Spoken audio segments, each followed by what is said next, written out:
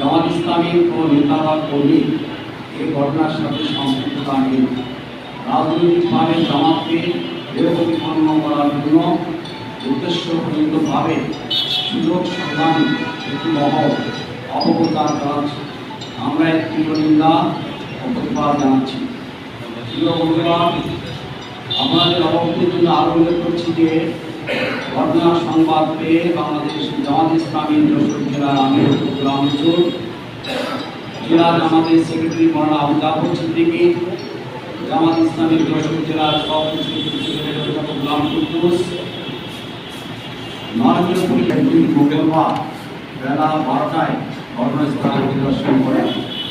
কেবল পরিদর্শন করে দায়িত্ব শেষ করেনি, নেতৃত্ব ক্ষতিগ্রস্ত পরিবারের খোঁজখবর নেন, সান্ত্বনা দেন, যারা ঘটনা ঘটেছে তাদেরকে ধিক্কার জানান, নিন্দা করেন এবং তাৎক্ষণিকভাবে ক্ষতিগ্রস্ত পরিবারের সহযোগিতার জন্য প্রত্যেক পরিবারকে 15,000 4,000 করে, প্রত্যেক পরিবারকে 4,000 করে, প্রতি পরিবারকে মোট 60,000 টাকা নগদ তাদের প্রদান করেন।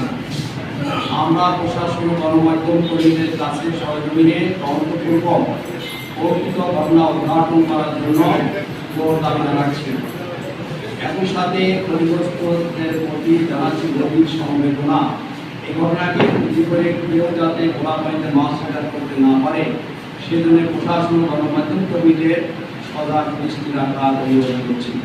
সবাইকে ধন্যবাদ, সবাইকে শুভেচ্ছা, সবাইকে মোবারকবাদ। আসসালামু আলাইকুম ওয়া রাহমাতুল্লাহ।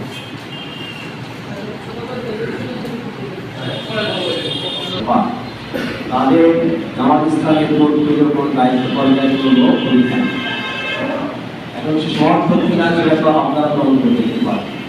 আমরা বলছি যে আমাদের জামাত ইসলামের দায়িত্ব হিসেবে আমার কোনো বক্তব্য নাই। যাদের নামে মামলা হয়েছে আমরা এখন দেখি তাদের নামে মামলা হয়েছে এবং তাদের সাথে আমাদের সাথে আরেকটা হচ্ছে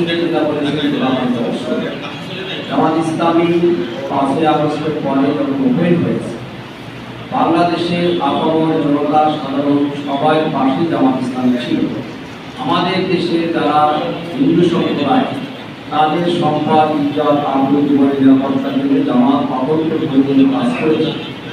জামাত ব্যক্তিগতভাবে 15 বছরের সব থেকে ক্ষতিগ্রস্ত একটি রাজনৈতিক দল। এই যশোরে বলেন যশোরে জামাত ইসলামের বিরুদ্ধে 1200 মামলা আছে, কোনো রাজনৈতিক দলের বিরুদ্ধে এত মামলা নেই। সব প্রায় 5 থেকে 7,000 কর্মী আমাদের মামলার আসামি। যশোরে আমাদের 10-12 ক্লাস ফায়ারে সাধারণ হয়েছে, 10-12 জন আমাদের পঙ্গু হয়েছে এবং এখানে হাজার হাজার মানুষ মামলার আসামিতে। আমরা দীর্ঘ 15 বছর আমরা এখানে নির্যাতিত। আমাদের জেলা কারাগার থেকে ইউনিয়ন পর্যন্ত কোনো জেলা অফিস থেকে ইউনিয়ন পর্যন্ত কোনো অফিস 15 বছর খোলা ছিল না। রাজনৈতিকভাবে যদি আমরা দেখি তাহলে জামাত ইসলামের চিন্তা 5 জন নেতা বিভিন্নভাবে বিভিন্ন মামলায় দিয়ে তাদের গ্রেপ্তার করা হয়েছে। জামাত সব থেকে ক্ষতিগ্রস্ত রাজনীতি, কিন্তু জামাত ইসলামের 5ই আগস্টের পরে রাজনৈতিকভাবে ব্যক্তিগতভাবে যেখানে ক্ষতিগ্রস্ত জামাত কারোর প্রতিশোধ নেয়নি, কোনো আমরা প্রতিদান করেছি, আমরা সহনশীল আচরণ করেছি। পুলিশ প্রশাসনকে আমরা বারবার সহযোগিতা করেছি। কাজে এই ধরনের একটি ঘটনা যেটা দিয়েছিলাম, যারা ঘটনাটা বলেছে আমি বলেছি তারা আসলে একটা অন্যদিক কাজ করেছে এবং যা করেছে তার ভাষায় প্রকাশ করা যায়।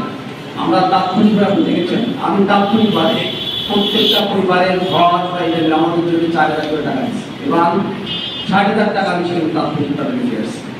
এই যে নির্যাতিত হয়েছে তাদের এই ধরনের ঘটনার সাথে জামাত ইসলামীকে জড়িয়ে যারা নিউজ করছে তারা জামাতকে রাজনৈতিকভাবে ক্ষতিগ্রস্ত করার জন্য একটা চিন্তাধারা করছে।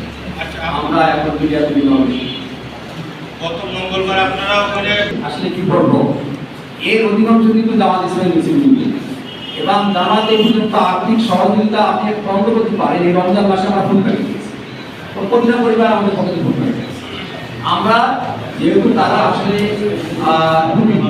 তারা বলি আমরা এই ক্ষতিগ্রস্ত গরিব দুস্থ অসহায় মানুষের পাশে সবসময় ছিলাম, এখনো আছি, আমরা সবসময় তাদেরকে সহযোগিতা করছি। আচ্ছা, গত মঙ্গলবার আপনারা বলেছি জামাত ইসলামের কোনো কর্মী, জামাত ইসলামের কোনো দায়িত্বশীল কর্মের সাথে জড়িত না, স্পষ্ট করা হয়েছে। এবং এই দায়ভার জামাত কখনো নেবে না। যারা এই উল্টা জামাতের পরে দায়ভার জামানোর চেষ্টা করেছে, এটা যেহেতু 5ই আগস্টের পরে যশোর এই অঞ্চলে কোনো জায়গায় কোনো পার্থক্য পাইনি, একই সুযোগ পাই সাথে সাথে জামাত ইসলামের পরে দায়ভার আমাদের যারা চাপিয়েছেন তারা এটা ভুল করেছে এবং তারা জামাতকে মানে জনগণের সামনে উপস্থাপন করার জন্য কাজ করে। এসবে জামাতের কোনো সমস্যা নেই। জামাতকে নিয়ে কিছু ঘটনা জামাতের পরে চাপানোর চেষ্টা করা হয়েছে, কিন্তু তদন্ত করে দেখা গেছে, প্রশাসন তদন্ত করেছে যে তার সাথে জামাত ইসলাম সংশ্লিষ্ট। এই জন্য আমরা এখানে সেটাই বলেছি যে তদন্ত করে আসল ঘটনা সব বেরিয়ে যাবে। এখানে একটা প্রশ্ন, সেটি হলো আমরা আমাদের জায়গা থেকে আমরা বলি, কিন্তু অন্যত্র রাজনৈতিক দলের চিন্তা ভাবনার সেটা আমরা বলতে পারি।